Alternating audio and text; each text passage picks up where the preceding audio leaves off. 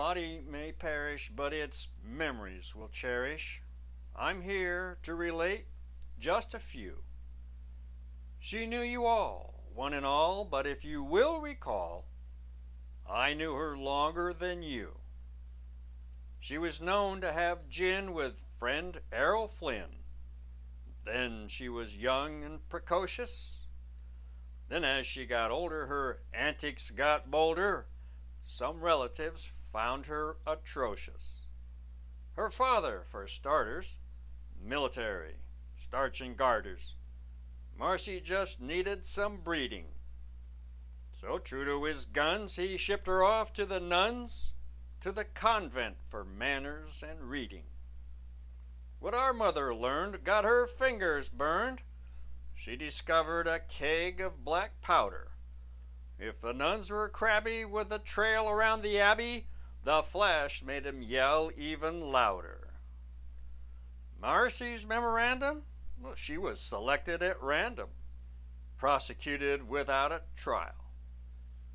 But the punishment for the vandal avoided a scandal by scrubbing that scorch for a mile. That tedious session taught her a lesson. She learned it way back then. Hard work and success is akin to duress. She never used Ajax again. To my knowledge, she never went to college, but street smarts she had to excel. It was often spoken when the family was joking. We know mother was prone to rebel. Like Queen Victoria at the Waldorf Astoria, Mom entered in a silken gown. It fit nice and tight, but for sleeping at night, naturally the talk of the town. Instead of going to Nebraska, she headed for Alaska, with a knack for creative writing.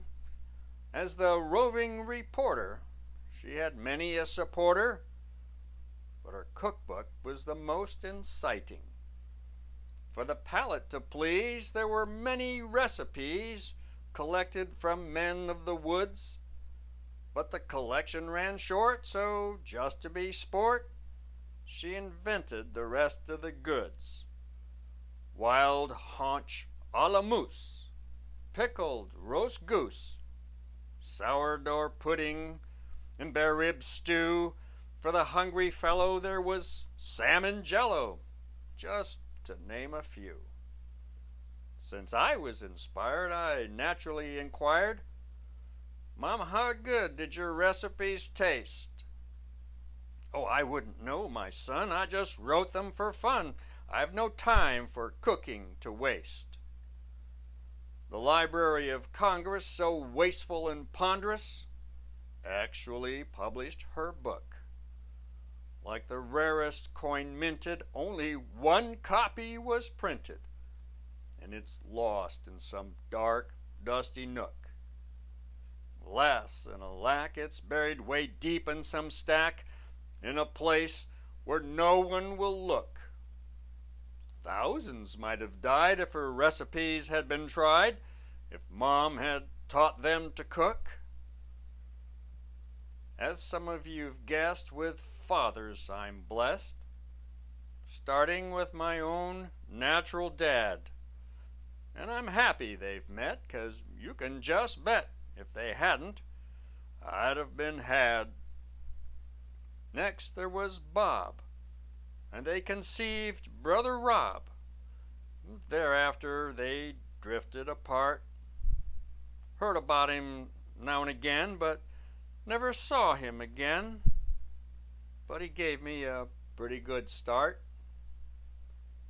Next, Mom married Ken, a good man among men. But that gave us Skip and Sis B. It wasn't my choosing, our family's confusing. It's one hell of a family tree. The branches abound and go back into the ground. I've got brothers that have never met. You might think it's sad, but everyone's glad. Staying in touch would have put them in debt. Marriage number 4 was a Scotsman of yore. Ian taught me to love Scotch. They were married for a while, but kilts weren't in style. Mom carved another new notch. The last in the session really taught her a lesson, 'cause this guy would never let go. Marriage for Mom was a hobby, but not for old Bobby. He stayed for the whole damn show. Through laughter and tears over 35 years. Pretty good for a past that was checkered. To her last dying day, she'd have it no other way. She certainly set a new family record. Mom's life was so ordinary, yet in many ways extraordinary. Each man in her life was to mold me. Love and fondness in my heart, each man had a part. In most cases, it was something they told me. With a new journey beginning, you know, she has to be grinning. St. Peter has to clean up her mess. Since now they're all dead, to whom is she wed? With 5 husbands, it's anyone's guess. There's little to mention, she'll be the center of attention, just as they're letting her through. Before her last choice, she'll hear St. Peter's voice. "Oh, Marcy, you got some splaining to do."